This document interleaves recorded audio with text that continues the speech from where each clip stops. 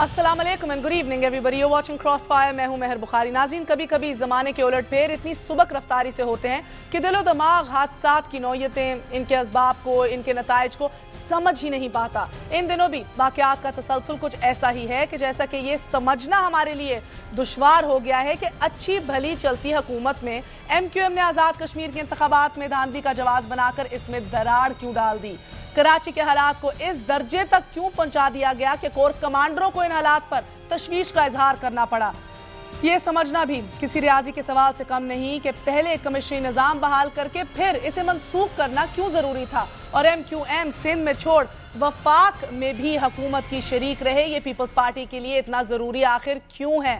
मुल्क का वजीर आजम अचानक एक जलसे में सराइकी सूबे का शोशा छोड़कर बैरून मुल्क दौरे पर चला जाता है और मुल्क में नए सूबों का हंगामा खड़ा हो जाता है। ये सब और बहुत कुछ और एक ऐसे वक्त में हो रहा है कि जब आम इंतखाबात को सिर्फ तकरीबन 18 माह बाकी रह गए हैं।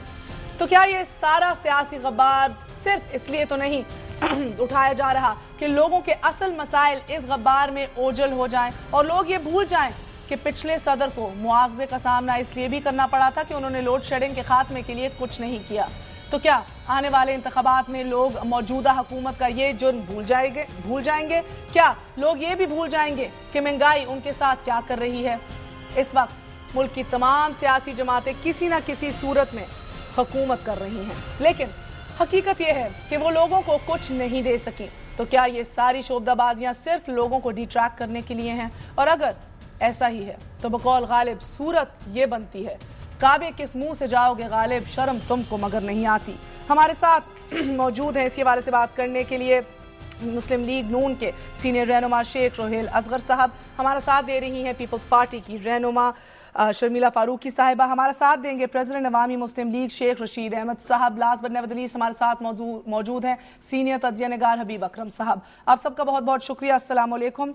शर्मिला साहिबा, मैं आपकी जानिब आती हूँ। अब हम समझने की ये कोशिश कर रहे हैं कि गालिबन जो हमारे इर्द गिर्द हो रहा है इससे क्या लॉजिक निकालें, इससे क्या बात समझें। क्या हम इलेक्शन फेज में दाखिल हो गए हैं? वजीर आजम की बातें हमारे पल्ले नहीं पड़ती, बाबर अवान साहब की धमकियां हमें समझ नहीं आ रही। आज भी बाबर अवान साहब ने कहा कि अगर पंजाब असेंबली ने ना पास कराया, करारदाद ना मंजूर की, तो फिर देखा जाएगा क्या होता है।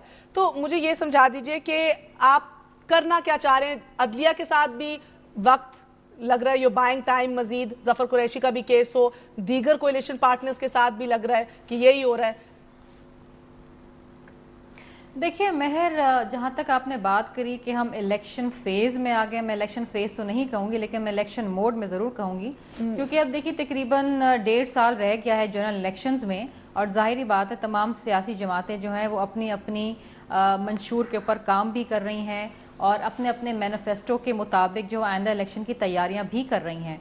ज़ाहिरी बात है कि मुख्तलिफ सियासी जमातों के रहनुमा मुख्तलिफ बयानात भी दे रहे हैं, लेकिन अभी आपने जो बातें करी हैं ख़ास तौर पे प्राइम मिनिस्टर साहब के बारे में, बाबर अवान साहब के बारे में और पंजाब असेंबली में करारदाद के हवाले से, देखिए करारदाद लाना या ना लाना या उसका पास होना या ना होना ये पंजाब असेंबली का मसला है। बात आजकल चल पड़ी है नए सूबों की तमीज़ और देखिए इसमें तो ये बात बाबर अवान साहब को समझ नहीं आती, इसका मैकेनिज्म दिया हुआ है। नहीं, आई नो यू राइट, ये सब हमें पता है। बाबर अवान साहब जो है, नहीं देखिए बाबर अवान साहब के ऊपर कभी कभी बड़ी बेजा तनकीद होती है। देखिए बात यह है कि हम देखते हैं पंजाब की जहां तक सियासत है वहां पर राना सनाउल्लाह साहब के आज अगर आप स्टेटमेंट देखें तो वो भी कोई कम नहीं है। वो भी आज सिंध के अंदर जो हालात हैं और मामलात हैं उसकी भी जिम्मेदार बाबर अवान साहब को ठहरा रहे हैं। तो देखिए ये बयानबाजियां सियासी जमातों के नुमाइंदों में लगी रहती हैं, इसका मतलब हरगिज ये नहीं वो सही है, वो सही है। मैं बस ये समझना चाह रही हूं, आइडियोलॉजिकली हमारा एक डिफरेंस हो सकता है। मैं बस ये समझना चाह रही हूँ कि बाबर अवान साहब जब जाके गवर्नर से मुज़ाकरात भी करते हैं, इस हवाले से बात भी करते हैं और फिर बाहर आके ये कहते हैं कि अगर ये करारदाद नए सूबों की मंजूर ना हुई पंजाब असेंबली में तो अच्छा नहीं होगा। ये अच्छा नहीं होगा क्या होता है? देखिए मेहर साहिबा, मैं दोबारा ये बात कहूंगी कि आपने राना सनाउल्लाह साहब की भी गुफ्तगू सुनी है जहां पर उन्होंने बाबर अवान साहब को वाजिब कत्ल कहा है।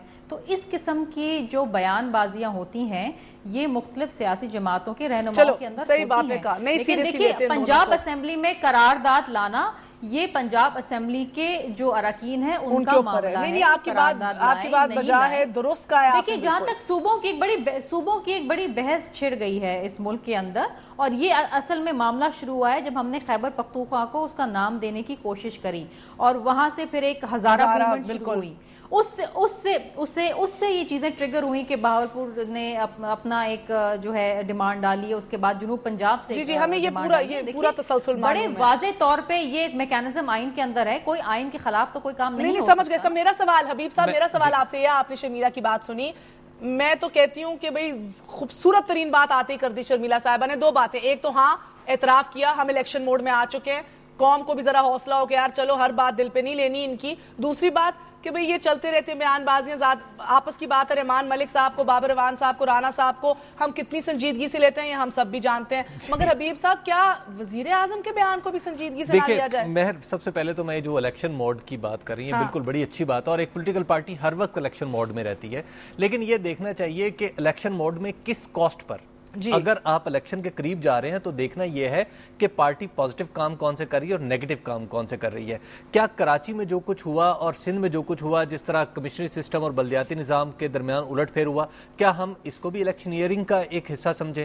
اس کے بعد جب وزیر اعظم آتے ہیں اور سرائیکی صوبے کی آواز لگاتے ہیں, اور یہ میں تھوڑا سی تصحیح کر دوں ایز اے جرنلسٹ کہ میں نے یہ دیکھا ہے کہ جب 18ویں ترمیم پاس ہوگی کچھ عرصہ نو ڈاؤٹ ہزارہ کی تحریک بہت زور سے چلی, لیکن اس کے بعد ہم سب نے دیکھا سست بھی پڑ گئی. لیکن دوبارہ اس کو زور کہاں سے ملا؟ اس دن سے ملا جب جلال پیر والی میں جا کے ہمارے وزیر اعظم نے کہا کہ میں سرائیکی صوبے کا محافظ ہوں. جب میں سرائیکی صوبے کا محافظ ہوں, جب میں سرائیکی صوبے کا حامی ہوں, معاف کیجئے گا, جب یہ سٹیٹمنٹ آتی ہے تو اس وقت پھر معاملات بدل جاتے ہیں. اس وقت پھر یہ تبدیلی آتی ہے کہ سرائیکی صوبے کو اب ہم کیسے دیکھیں. کیا اس طرح دیکھیں کہ سرائیکی صوبہ جنوبی پنجاب میں کوئی صوبہ بنانا چاہتے ہیں, یا محض نسل پرستی کے بنیاد پر کسی تعصب کو ہوا دے کر اپنا ووٹ انشور کرنا چاہ رہے ہیں؟ اعظم کہتے ہیں میں صدر مملکت سے, مولانا فضل الرحمان سے, رئیسانی صاحب سے, اور کون تھا چوتھا بھی کسی کا نام لیا, اور سی ایم سے قائم علی شاہ صاحب سے, ان چاروں سے سرائیکی میں بات کرتا ہوں. تو اب آپ اندازہ لگا لیں کہ خود ایک سوچ جو ہے وہ کس طرح اس کو سسٹمیٹکلی پروان چڑھایا جا رہا ہے, بہت بھاری قیمت کے ساتھ. لیکن اب اس کی کاسٹ کیا دے رہے ہیں, کاسٹ بڑی مہنگی پڑی ہے. مجھے یہ بتائیے شیخ صاحب, کیا آپ کو لگتا ہے کہ ابھی اسی میں بہتری ہے کہ اگر ابھی بھی ہوش کے ناخن لے لے, اگلے الیکشن کو ذرا سا سوار سکتی ہے اگر Peoples Party early election announce کر دے؟ لیکن میں آپ کو مہر ایک بات بتاؤں کہ Peoples Party early election announce نہیں کرے گی. اس لیے میں جو سمجھتا ہوں, اس لیے کہ ابھی تک ان کا وہ ہوم ورک مکمل ہے, اور ہوم ورک تو خیر وہ کرتے بھی نہیں ہیں. میں مہر ایک تھوڑا سا یہاں پر ایڈ کرنا چاہوں گی بڑے قابل احترام سے. شیخ صاحب دیکھیے, انڈیا میں یہ کمیشن بنایا گیا ہے, اور اس کے تحت جو ہے اس میں جو بھی یہ ڈیمانڈ آتی ہے صوبوں کے حوالے سے اور دیگر, اس میں یہ لے کے جایا جاتا ہے. آئی تھنک اسی کو دیکھ کے نواز لیگ کے اندر یہ ڈیمانڈ آئی ہے کہ جی ایک نیشنل کمیشن بنا دیا جائے. کوئی غلط ڈیمانڈ نہیں ہے, لیکن یہ ایک جماعت کی جانب سے, ملک میں اور بھی دیگر جماعتیں ہیں, ان کی بھی کیا رائے ہے, اور فائنلی جو بھی یہ کمیشن بنتا ہے نہیں بنتا ہے, یا جو بھی فیصلے ہوتے ہیں ایونچولی تو پارلیمنٹ میں جانے ہیں نا, پارلیمنٹیرینز کو آپ نے ڈیسائیڈ کرنے دینا ہے. پھر جو بہاولپور صوبے کی جو بات آئی ہے, دیکھیے مہر آپ کو یاد ہوگا کہ محمد علی دورانی صاحب جو ہیں, جو وہاں کے الیکٹڈ ریپرزینٹیٹیو ہیں, انہوں نے اسمبلی میں کھڑے کے بعد کہا کہ جی ہم ڈپرائیو لوگ ہیں, ہمارے ساتھ زیادتیاں ہو رہی ہیں. تو دیکھیے اگر ہم پیپلز پارٹی میں ایک بات آپ کو بڑے واضح کرتے چلوں کہ اس بیونڈ ایتھنک ڈیوائڈ, ہم لسانیت پہ بات بھی یہی لگتا تھا جناب, مگر ہمیں یہ نہیں سمجھ آتی کہ چار بال چاکنگز کراچی میں ہوتی ہیں, آپ کی چیخیں نکل جاتی ہیں, مگر ایک منتخب وزیر اعظم کھڑے ہو کے کہتا ہے کہ سرائیکی صوبہ بنا دو بیچ میں. بال چاکنگ الگ چیز ہے مہر, اگر پرائم صاحب یہ کہتے ہیں کہ میں سرائیکی زبان میں بات کرتا ہوں تو انہوں نے کوئی گناہ نہیں کیا, مگر آپ اس کی ملتان میں لگنے والے پوسٹرز کا بھی سمجھ لیا جائے. تو آئین کے آرٹیکل 239 کے تحت بنے گی, اجازت نہیں دیتا, اجازت نہیں دیتا. 2/3 میجورٹی کے ساتھ قرار دیکھیں ہر چیز کا ایک طریقہ ہوتا ہے, ہر منصب کی ایک کچھ ہوتی ہیں, تقاضے ہوتے ہیں. بالکل, ان کا منصب, اگر ان کا منصب اس بات کی اجازت نہیں دیتا کہ وہ اس بات کو اپنے دل میں رکھ سکتے ہیں, اپنی نجی محفل میں کہہ سکتے ہیں, لیکن پبلکلی وہ بات جو کریں گے اس کو لوگ یہ سمجھیں گے کہ وہ ایک ملک کا ایک چیف ایگزیکٹو بات کر رہا ہے.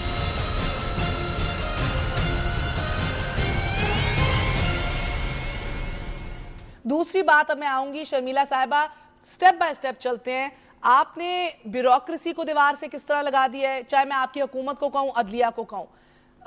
जफर कुरैशी का केस हम फिर से ले आए, 2 दिन हो गए, आज दूसरा पूरा दिन खत्म हो रहा है कि जफर कुरैशी की सस्पेंशन को कैंसिल नहीं किया गया। सुप्रीम कोर्ट ऑर्डर भी दे चुकी है। सुप्रीम कोर्ट अपने तफसीली फैसले में यह भी कह चुकी है कि हर एग्जीक्यूटिव ऑर्डर के ऊपर सुप्रीम कोर्ट का राइट है जुडिशियल ओवरव्यू का। आप इन बातों को तस्लीम क्यों नहीं कर रहे? देखिए, मैं न जाने इतना हंगामा क्यों बरपा है। सुप्रीम कोर्ट ने भी अपने फैसले में ये कहा कि जी एडमिनिस्ट्रेटिव जो पावर्स हैं वो एग्जीक्यूटिव के पास हैं। जफर कुरैशी की जो भी सस्पेंशन है उसको रद्द करना, ये सुप्रीम कोर्ट ने उसमें एक तशरीह करी है, ठीक है, और उसके ऊपर जो है इम्प्लीमेंटेशन हो जाएगी। अभी आप 2 दिन में आप परेशान हो गए हैं, 2-3 दिन में हो जाएगी, कोई ऐसा इशू नहीं है। आपको पता है कि इस मुल्क के अंदर ब्यूरोक्रेसी किस तरीके से चलती है। दूसरी चीज आपने कहा कि हमने ब्यूरोक्रेसी को दीवार से लगा दिया। मैं आपकी एक जरा सी वजाहत करती चलूं, आप मेरी बात सुन लीजिए। एस्टैब्लिश, देखिए जिस किस्म की फिजा कायम की जा रही थी कि जी कोई कोल्यूजन होने जा रहा है, वो नहीं हुआ। अब ब्यूरोक्रेसी की आपने बात करी, मैं आपको एक बड़ी वजाहत से एक बात करती चलूं कि 7-8 मेंबरान ने क्यू लीग के एक जो है वो बिल पेश किया कि जी प्राइम मिनिस्टर आपकी डिस्क्रिप्शन ले लें प्रमोशन और पोस्टिंग की ग्रेड 20 एंड अबव।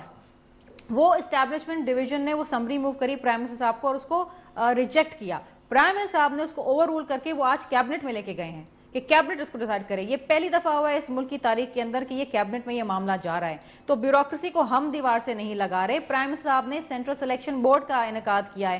पहली दफा इस मुल्क में रूल्स एंड रेगुलेशन सेट किए गए हैं कि किस तरीके से लाहौर हाई कोर्ट को तो मूव किया गया है। अबीब साहब, लाहौर हाई कोर्ट को तो मूव किया गया कि गिलानी साहब को डिस्क्वालीफाई किया जाए, बिकॉज़ आर्टिकल 6 अप्लाई किया जाए क्योंकि उन्होंने आइन को सबवर्ट किया है, क्योंकि बड़े आला दिया के अहकामात के ऊपर पंजाब के हवाले से काम नहीं कर रहे। एक सेकंड मेहर, आप लाहौर हाई कोर्ट को कोट कर रही हैं तो मुझे एक और भी आज मैंने अखबार में सुर्खी पढ़ी है एक बड़े लीडिंग न्यूज़पेपर के अंदर कि लाहौर हाई कोर्ट ने ये भी कहा है और आपकी शहबाज शरीफ साहब के कामों के ऊपर मैं आप बिल्कुल दुरुस्त कह रही हैं, और शहबाज शरीफ साहब लोगों को इम्प्लीकेट करते फिर रहे हैं, गलत केस बिल्कुल सही कह रही हैं, भी ना किया जाए ना, बिल्कुल ना किया जाए, बल्कि देखिए इधर तो एक सेकंड शर्मिया साहब, हबीब साहब, इधर तो कोई भी साफ नहीं है ना। एक जगह के ऊपर हमारे मुंतखब वजीर आजम को डिस्क्वालिफिकेशन की बातें हो रही हैं, तो दूसरी तरफ वजीर आला साहब फेक केसेस बना रहे लोगों के ऊपर। एहसन इकबाल साहब जो जमात के स्पोक्स पर्सन हैं, उनके खानदान के लोग जो हैं वो किसी झगड़े में मुलव्विस पाए गए हैं। आपके प्रेस क्लब के सामने एक 60 साल के बुढ़े आदमी ने खुदकुशी कर ली है, मर गया है एहसन इकबाल को बुलाते बुलाते। तो मैं कह रही हूं कि इंसाफ तो कोई नहीं है, इनमें से दूध में धुला तो कोई नहीं है। देखिए महर, बात यह है कि असल बात यह है कि इन्होंने जितनी भी जो गवर्नेंस है, हम जितनी भी, अगर हम पंजाब की खा देख लें, खा किसी और सूबे की देख लें, या हम मरकज में देख लें, मरकज में गवर्नेंस एग्जिस्ट नहीं कर रही। बुनियादी तौर पे गवर्नेंस जो चीज़ें हो रही हैं वो ये हो रही हैं कि किस तरह अपनी अपनी कुर्सियां बचाई जाएं, किस तरह आइंदा इलेक्शन में अपने हरीफों को कॉर्नर किया जाए। नहीं, मैं आपको एक अर्ज करूँ कि छोटी सी मेरी बात आप सुन लीजिए। बात यह है कि आप उल्टे लटके या सीधे लटके। मैंने पहले भी आपको कहा था कि दूसरे की बुराइयां बहुत बड़ी नजर आती हैं, अपनी बुराइयां भी अच्छाइयां नजर आती हैं। इसलिए मैं इस गहराई में, इस बहस में नहीं पढ़ना चाहता। मैं तो सिर्फ आपको ये बताना चाह रहा हूं कि असल हकीकत यह है कि हमने सियासतदान का चेहरा इतना घिनौना करके पेश कर दिया, और हमने नहीं किया, सियासतदानों ने खुद किया है। 3.5 साल नहीं, मैं वही अर्ज कर रहा हूं। मैंने कल भी एक जगह कहा था कि मुझे आज यकीन कीजिए, मुझे आज ये अपने लिए गाली महसूस होती है जब आप लोग किसी पब्लिक मकाम पर कोई अपना प्रोग्राम करते हैं और लोगों से जब पूछते हैं और लोग उसमें ये कहते हैं कि जी आपसे बेहतर तो डिक्टेटरशिप थी, तो मुझे अपने लिए ये गाली महसूस होती है। इसलिए कि हम 3.5 साल में खुदा के लिए कुछ डिलीवर नहीं कर सके। हमने कराची को बर्बाद करके रख दिया, बलोचिस्तान हमारे हाथ से निकल रहा है। हमने ये सूबों का नया शोशा शुरू कर दिया सिर्फ अपनी अना की तस्कीन के लिए और दूसरी बातों से लोगों के जहनों को दूसरी तरफ ले जाने के लिए। हमने पता नहीं क्या कुछ कर दिया। कल तक जिनको हम बहुत बुरा कहते थे, आज हमको सीने से लगा फिरते हैं, उनकी बुराइयां भी अपने। और अगर उन्हीं की बात आ गई तो शेख साहब एक सवाल का जवाब दीजिए मुझे। मैंने जब कहा ब्यूरोक्रेसी को दीवार से लगाया जा रहा है, वो ये जाती मालूमात पर भी है कि बेशतर आपके हाई रैंकिंग साफ शफाफ ऑफिसर्स जो भी है ना, वो भी पर्सनल ट्यूशंस दे रहे हैं अपनी जिंदगी आगे बढ़ाने के लिए, अपने आप को कहीं मसरूफ रखने के लिए। वो कहते हैं कि इस सिस्टम में जिधर पिस रहे हो अदलिया और इंतजामिया की लड़ाई या जो भी इसे कह लो, इसके दरमियान तो हम अपने आप को कहीं दूर रखें। जी मैं इसमें थोड़ा सा मैं करता हूँ। हो सकता है कि जब मैंने बहुत पहले ये बात की थी, जब किसी सियासी जमात में गैर सियासी लोग शामिल हो जाते हैं, जब वो ऐसे लोग शामिल हो जाते हैं जिनका इंटरेस्ट उस सियासी जमात के साथ कभी भी नहीं रहा, या उनकी सोच या उनकी आइडियालॉजी उस सियासी जमात से बिल्कुल मुख्तलिफ होती है, तो फिर इस किस्म के फैसले हुआ करते हैं। इस किस्म के फैसले करने में मजबूर किया जाता है, और फिर वो लोग उन लोगों पे, अपने उन लोगों में, हुक्मरानों पे वो ओवरकम करते हैं, उनके जहनों को पढ़ते हैं, और जहनों को पढ़ने के बाद वैसी ही बात उनके वो तो सही है। मैं एक लार्जर कॉन्टेक्स्ट में लेके जाना चाह रही हूँ डिस्कशन को। हबीब साहब आपसे पूछती हूँ, ब्यूरोक्रेसी का हमने बता दिया किधर पिसी हुई है, महर मैं थोड़ा सा आर्म्ड फोर्सेस के ऊपर मैं आना चाह रही हूँ। कोर कमांडर्स जो हैं मीटिंग करते हैं, भरोसा वापस एतमाद का इजहार करते हैं सियासी क़यादत में, मगर तशवीश का इजहार भी करते हैं जिसकी समझ नहीं आती। अच्छा महर, इसमें देखिए कि ये कहना, हम बहुत सारी बातें जो है ना वो सबर का पैमाना लबरेज अभी नहीं हुआ। जी देखिए, बहुत सारी मिथ्स हैं हमारे यहाँ पाकिस्तान में, और पाकिस्तान में हम जब जमहूरियत की तारीफ करते हैं ना, तो ये हम अपने थोड़े से तल्ख तजर्बात की वजह से एतदाल से हट जाते हैं, और एतदाल से आगे जाके जमहूरियत को कुछ बिल्कुल किताबी किस्म की बातें करने लगते हैं। देखिए महर, सबसे पहले ये बात यह है, हमें ये देखना पड़ेगा कि क्या ये जिस फौज ने तशवीश का इजहार किया है वो पाकिस्तान की फौज है? क्या इस बात पे हम अग्री हैं? और क्या कराची फौज का भी उतना ही शहर नहीं है जितना मेरा और आपका है? क्या किसी भी शहरी की तरह पाकिस्तान के जो कंसर्न लोग हैं उन्हें तशवीश के इजहार का हक नहीं है? और अगर ये तशवीश का इजहार जो है इसके अगर पॉलिटिकल मानी, जैसे कल असेंबली में भी बाज़ लोगों ने तकरीरें की कि हम पॉलिटिकल मानी पहनाने शुरू कर दें और इससे फिर कुछ नए ख्याली किले जो है बनाना शुरू कर दें, इसके ऊपर मेरी तो जगह नहीं है हबीब अकरम साहब, इसके ऊपर मेरी तो जगह नहीं है आपसे इख्तलाफ करने की, आपकी बात मानने की। ये मैं इससे पहले शर्मिला साहिबा की जान रहा हूँ, शेख साहब भी जवाब देंगे। उनकी जमात नहीं सबसे ज्यादा शोर और हंगामा, उनकी जमात के भी चंद अफराद ने शोर मचाया कि ये नहीं हक बनता कोर कमांडर्स के मैंडेट में, ये उनका काम नहीं है तशवीश का इजहार करें या सियासी अपनी राय, सियासी हालात पे राय दें। देखें मैंने अपनी बात में वही किसी हद तक मैंने बात करने की कोशिश की थी, लेकिन मैं नहीं चाहता था कि मैं इतनी खुल के बात करूं। असल बात हमारे यहाँ सबसे बड़ी प्रॉब्लम यह है कि जब आपकी अंदर खराबियां पैदा होती हैं, मैंने यही कहा ना कि दूसरों की खराबियां तो बहुत नजर आती हैं, अपनी तो खराबियां जो अच्छाइयां ही नजर आती हैं ना। जब हमने पूछने की कोशिश की थी तो फिर सारा मलबा हम पे आ गया था कि जनाब आप लोग तो तनकीद कर रहे हैं, आप तो कमजोर कर रहे हैं। और ये जो बातें पिछले 1 साल में या 6 माह में हुई हैं, ये सारी बातों का अगर तजिया करें तो बात यह है कि आप मैंने पहले भी आपको बात की प्राइम मिनिस्टर के मुतालिक, प्राइम मिनिस्टर जो भी बात करें, अगर उनको निजी महफिल में बात करते हैं तो कुछ और बात होती है। अब इसी तरह ही कोर कमांडर्स अगर अपनी बात करना चाहते हैं तो अपनी हद तक रखें, अपनी तफ्तीश, अपनी तशवीश को, अपनी रिजर्वेशंस को अपनी हद तक रखें, अपने अंदर रखें। उसको यूं पब्लिक करना कोई मायने नहीं रखता। वो ये मतलब उनके ये दायरा इख्तियार से जरा थोड़ा बाहर निकल जाता है कि वो अपने मामलात को अगर वो सोचते हैं, जैसा आप कह रही हैं कराची भी उनका है, पेशावर भी उनका है, पेशावर भी उनका है, वजीरस्तान भी उनका है, बिल्कुल वजीरस्तान भी शर्मिला साहिबा जहाँ पे उसामा बिन लादेन पकड़ा गया वो भी उनका है। मसला ये है महर कि हमारी यार्ड स्टिक्स बदल जाती हैं, हमारी यार्ड स्टिक्स बदल जाती हैं।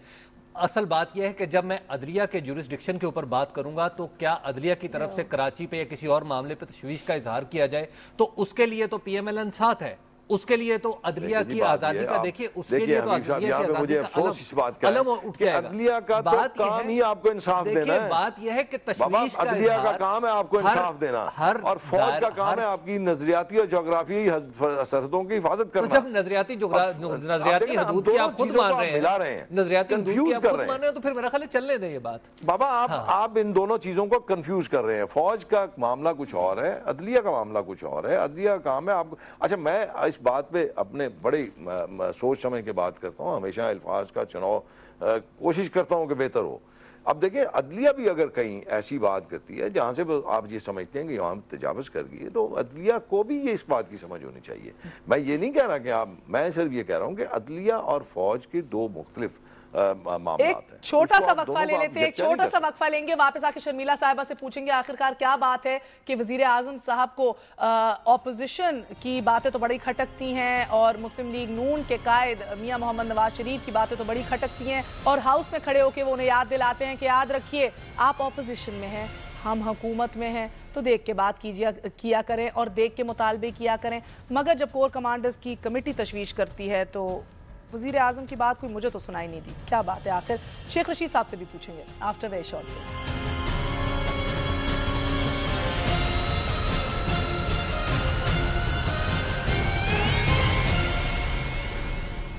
ہمارے ساتھ شیخ رشید صاحب بھی موجود ہیں. شیخ صاحب السلام علیکم، بہت بہت شکریہ. وعلیکم السلام. شیخ صاحب بتائیے گا، یہ بیوروکریسی سے بھی ہٹ کے، عدلیہ سے بھی ہٹ کے، کیا ہماری فوج کا صبر کا پیمانہ جو ہے وہ لبریز ہو رہا ہے، ہو چکا ہے؟ کون سے سٹیٹ آف مائنڈ میں ہے ابھی آپ کی جو لاسٹ کور کمانڈرز کانفرنس کے بعد جو تشویش کا اظہار کیا اس کو مد نظر رکھتے ہوئے؟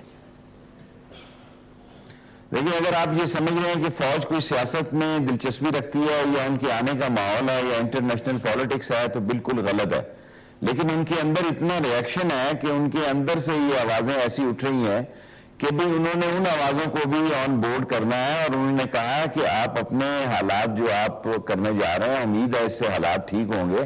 اور کیری لوگر بل سے لے کے UN کمیشن رپورٹ سے لے کے اور پھر جتنے جو واقعات ہوئے ہیں، اس وقت فوج اپنے خود جن مسئلوں سے گزر رہی ہے انہوں نے اس میں بھی اپنے آپ کو، ان کرائسس سے بھی اپنے آپ کو نکالنا ہے جن کرائسس سے اس وقت فوج گزر رہی ہے. سو انہوں نے ایک عمومی نہیں بلکہ بڑی زور دے کر بات کی ہے، کیونکہ کراچی ہے تو اس ملک کی اکانومی ہے، کراچی ہے تو اس ملک کی پالیٹکس ہے، کراچی ہے تو اس ملک کی جمہوریت ہے، کراچی ہے تو اس ملک میں سارا جو ایک پہیہ چل رہا ہے وہ پہیہ چل سکتا ہے. اور اس کے لیے انہوں نے توقع کی ہے کہ یہ بہتر طور پر جو نئے اقدامات کرنے ہیں اس سے بہتری کے حالات پیدا ہو جائیں گے. لیکن اگر نہیں پیدا ہوں گے تو پھر اس کی فکر تو حکومت کو کرنی چاہیے کہ انہوں نے کیا کرنا. یہ تو بات آپ نے درست فرمائی شیخ صاحب، مگر ابھی جو سائملٹینیسلی ہم دیکھ رہے ہیں کراچی کے حالات، کراچی میں جو لاشیں رک نہیں رہی ہیں، گرتی چلی جا رہی ہیں، چاہے ماہ رمضان کا مہینہ کچھ ہو، کوئی اس کی احتیاط بھی نہیں کی جائے. لا اینڈ آرڈر آپ کے سامنے ہے، آپ جوڑ توڑ دیکھ رہے ہیں، آپ سسٹمز کو دیکھ رہے ہیں، آئے روز بدلتے ہیں، بحال کیے جاتے ہیں، پھر بدلتے ہیں. آپ دیکھ رہے ہیں گورنرز آتے ہیں، چلے جاتے ہیں، پھر آ جاتے ہیں. مجھے یہ بات سمجھائیے، کیا یہ سب کچھ جان بوجھ کے کیا جا رہا ہے؟ کیا الیکشن موڈ کی سب سے پہلی اسٹریٹجی یہ بھی ہے کہ توجہ جو ہے وہ ذرا ہٹائے رکھو اصل ایشوز سے؟ لیکن پیپلز پارٹی کا تو آصف زرداری کا بڑا کلیئر ہیڈڈ ایک لائن اور لینتھ پہ وہ کھول رہے ہیں کہ وہ ہے 12 مارچ. وہ ہر صورت پہ ہر آدمی کو ساتھ لے جا کے 12 مارچ کی ڈے لانا چاہتے ہیں، جس میں کہ سینٹ کے الیکشن ہو جائیں اور 13-14 مارچ یا اپریل کو وہ نیا الیکشن. میں اس چیز پہ ذہنی طور پر میری یہ سوچ ہے کہ اگر 12 مارچ تک یہ حالات چلے گئے تو مارچ کے مہینے میں ہی کسی اگلی ڈیٹ پر یہ الیکشن اناؤنس کر سکتے ہیں. لیکن کیا 12 مارچ تک یہ حالات پہنچ جائیں گے؟ کیونکہ لاشیں تو غریبوں کے علاقے کی گر رہی ہیں، کوئی ڈیفنس میں نہیں گر رہی. کوئی پاش ایریا، مہاجر جو پاش ایریا میں رہتا ہے یا پٹھان جو پاش ایریا میں رہتا ہے یا سندھی جو پاش ایریا میں رہتا ہے، اس کا تو کتا بھی محفوظ ہے، اس کی تو بلی بھی محفوظ ہے. انسانی جانوں کی جو ہے مسخ شدہ لاشیں اور بوری بند لاشیں ان جگہوں سے مل رہی ہیں جن کی زندگی اور موت میں بہت تھوڑا سا فرق ہے، اور اس تھوڑے سے فرق پہ بھی سیاست کی جا رہی ہے. یہ سیاست جو ہے سب لوگوں کو مہنگی پڑ سکتی ہے. یہ نہیں ہو سکتا کہ بہت عرصے تک حالات کو ایز اٹ از دیکھا جا سکے، کیونکہ سارے ادارے جو ہیں وہ اپنے اپنے انحطاط کا شکار ہیں، خواہ وہ بیوروکریسی ہو، خواہ وہ سپریم کورٹ ہو، خواہ پاکستان آرم فورسز ہوں.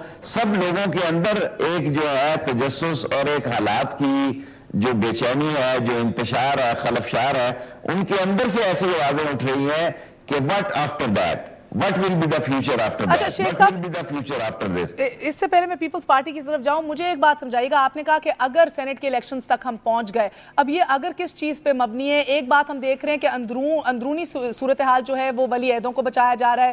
آپ کے پرانے بادشاہ جو ہیں ان کو بھی کسی حوالے سے بھی امپلیکیٹ نہیں کیا جا رہا، نہ ہی کوئی پلانز لگ رہے ہیں. اس کے اوپر بھی زرداری صاحب نے بتا دیا ہے. کراچی کے حالات برے ہوتے ہیں، الطاف حسین جو ہیں وہ خطاب کرتے ہیں پوری عالمی برادری سے، اور 2 گھنٹے کے اندر اندر آپ کے نائب برطانوی وزیر خارجہ جو ہے وہ کانٹیکٹ بھی کر لیتے ہیں، آپ کی ڈیلیگیشنز بھی آتی ہیں، معاملات درست ہو جاتے ہیں. یہ تانے بانے کیا انٹرنیشنلی بھی جڑے ہوئے ہیں؟ اگلے مارچ تک پہنچانے کے لیے ہمیں باہر کی مدد بھی درکار ہے؟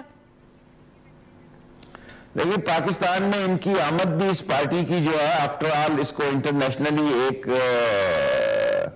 سپورٹ حاصل تھی، اور اس سارے NRO کے پیچھے بھی برٹش، شروع تو بات یہ برٹش نے کی تھی، بعد میں امریکن نے اس کو ہائی جیک کر لیا. یہ سارے مذاکرات NRO کے برٹش نے شروع کیے تھے، اور برٹش نے جب شروع کیے تو اس کو ود دی اپروول آف، جس کو آپ نے بادشاہ سلامت کہا، ان کے اپروول سے انہوں نے ہائی جیک کر لیے. اور جن کو آپ تانا دے رہی ہیں، اس میں بنیادی چاروں بیسٹ پلیئر تو اسی ٹیم کے ہیں، ان کی اپنی ٹیم کہاں ہے؟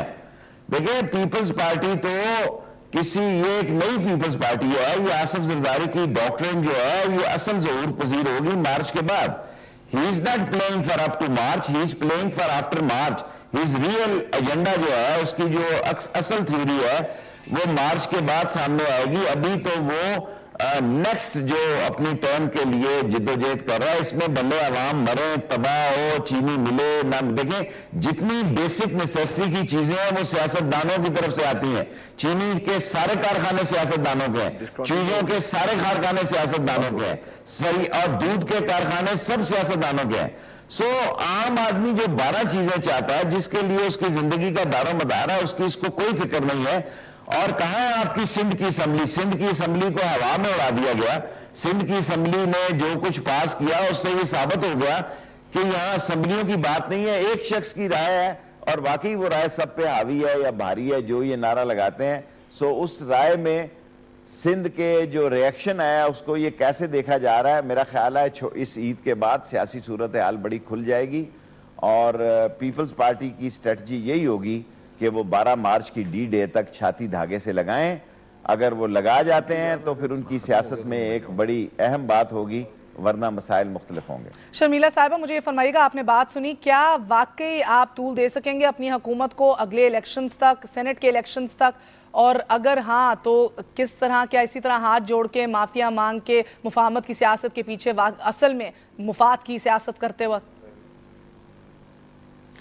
مہر صاحبہ دیکھیے آگے فیوچر میں کیا ہے، میں ظاہری بات ہے نجومی تو ہوں نہیں، لیکن میں اتنا ضرور کہہ سکتی ہوں اپنی جماعت کی جانب سے کہ ہماری پوری کوشش ہوگی، اور میرا خیال ہے کہ تمام سیاسی جماعتیں، پورا پاکستان بھی یہی چاہتا ہے کہ جو آئینی مدت ہے کسی بھی گورنمنٹ کی وہ پوری ہونی چاہیے. ہم نے اپنے ملک میں ماضی میں دیکھا ہے کہ کسی بھی جمہوری حکومت کو اس کی آئینی مدت پوری کرنے نہیں دیا گیا ہے، اور یہ بہت انفارچونیٹ ایک المیہ رہا ہے. دیکھیے یہاں پر آپ اگر میں میڈیا کی بات کروں، میں سیاستدانوں کی بات کروں، یا میں دیگر لوگوں کی بات کروں، تو آپ لوگوں نے تو ہمیں پہلے بجٹ تک کا ہی ٹائم دیا تھا. الحمدللہ ہم 4 بجٹ پاس کر چکے ہیں.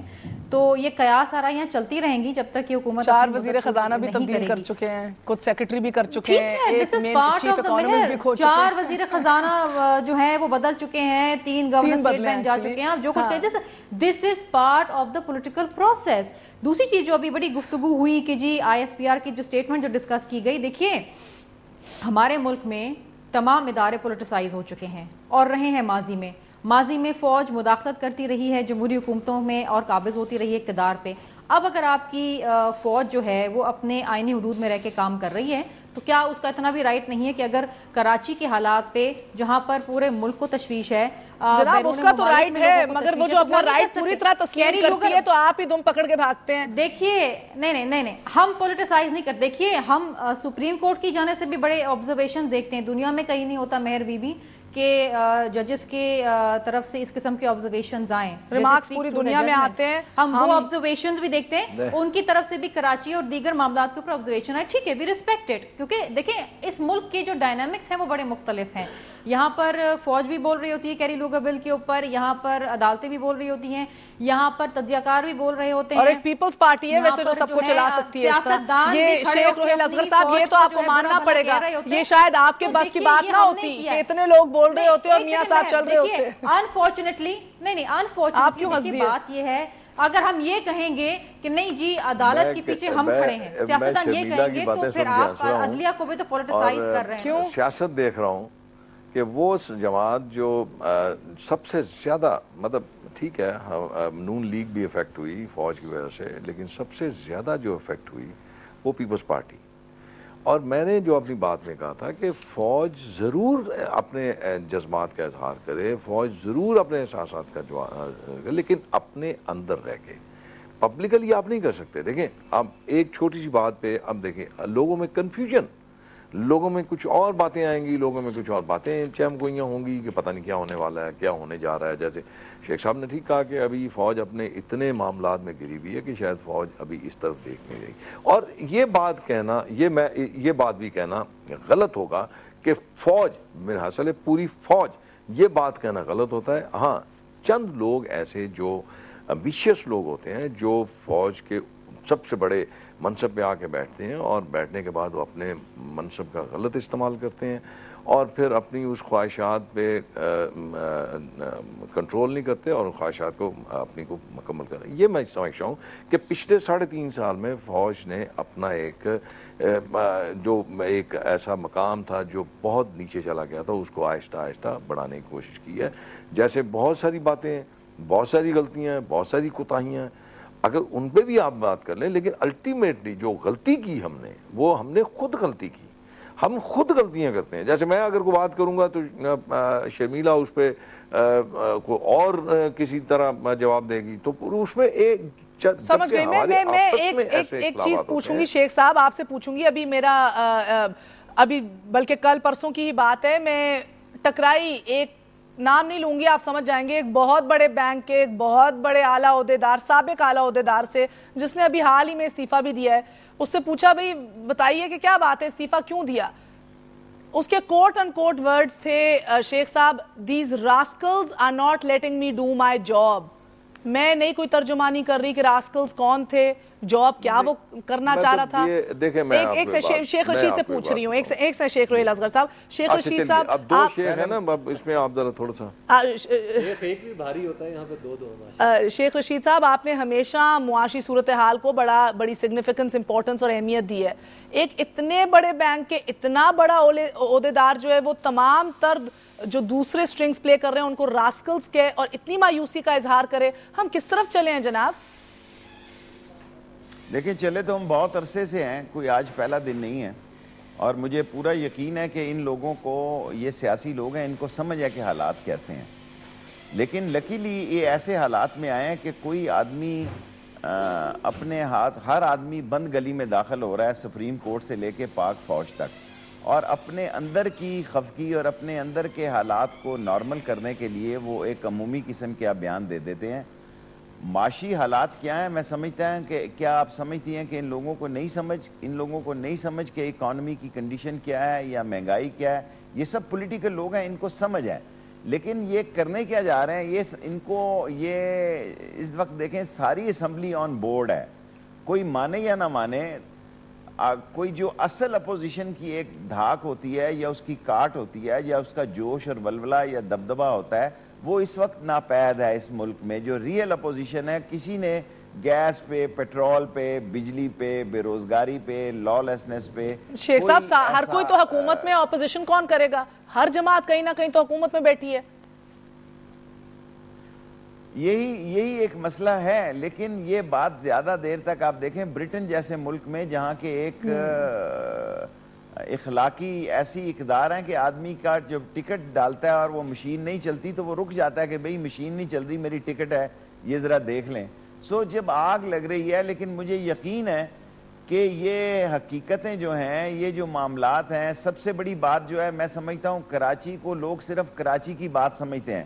کراچی پاکستان ہے اور مستقبل کی سیاست کا سب سے بڑا گہوارہ ہے, مڈل ایسٹ سے لے کے اور سارا فار ایسٹ سے لے کے ساری اس جیو پولیٹیکل سچویشن میں. اگر کراچی ٹھیک ہے تو ان کے معاملات ٹھیک ہیں, اگر کراچی خراب ہے اور کراچی خراب سے خراب تر ہوتا جا رہا ہے, اس پر ان کو توجہ دینی چاہیے. آخری بات آپ سے ابھی وکرم صاحب پوچھوں گی. شیخ رشید نے کہا لوگ بے وقوف نہیں, سب سمجھتے ہیں. سیاستدانوں کے بارے میں انہوں نے کہا ہے. جی دیکھیے, مجھے تھوڑی سی, ویسے ایک بھاری دل کے ساتھ اور مختصر جواب دیجیے گا, تھوڑی سی مایوسی یہ ہوتی ہے کہ بے وقوف تو ہم نہیں ہیں, یقیناً نہیں ہیں, بڑا شعور رکھتے ہیں اور سیاسی شعور تو بہت ہی رکھتے ہیں, چپ کیوں ہیں؟ دیکھیں مہر, ایک بات یہ ہے کہ سب سے پہلے اس میں میثاق جمہوریت نام کی ایک پٹی دونوں جماعتوں نے اپنے ہونٹوں پہ باندھ رکھی ہے, اور ہم تھوڑا سا ہمیں تاریخ سے بھی سیکھنا ہے اور تھوڑا سا ہمیں یہ بھی جان لینا ہے کہ یہ 1990s نہیں ہے. جب شیخ رشید صاحب تھے، شیخ رشید صاحب جس اپوزیشن کا ذکر کر رہے ہیں نا، اس دور میں یہ خود اپوزیشن میں تھے اور اپوزیشن میں یہ اس طرح کی زبان استعمال کرتے تھے کہ الٹیمیٹلی ان کے اوپر ایک مقدمہ بن گیا تھا، جس کے لیے پھر انہیں اندر بھی جانا پڑا اور پھر جیل میں بھی رہنا پڑا. تو یہ والی کیفیت ہے. اب اس اپوزیشن کا دور نہیں ہے. اس وقت ہمیں اب صورتحال کو مختلف انداز میں دیکھنا ہوگا اور مختلف انداز میں دیکھنے کی عادت بھی ڈالنا ہوگی. بہت بہت آپ کا شکریہ حبیب اکرم صاحب، شیخ رشید صاحب، شیخ روہیل اصغر صاحب اور شرمیلا فاروقی صاحبہ. شروع میں بھی آپ کو کہا تھا کبھی کبھی زمانے کے الٹ پھیر اتنی سبک رفتاری سے ہوتے ہیں کہ کچھ سمجھ ہی نہیں لگتی. اس الجھن میں بھی، اس کنفیوژن میں بھی، اس الجھاؤ میں بھی دعا ہماری یہ ہے کہ کچھ نہ کچھ سمجھ ضرور آئے، کوئی نہ کوئی کنفیوژن میں سے کلیئرٹی ضرور ملے. اجازت دیجیے، اپنا خیال رکھیے گا. خدا حافظ.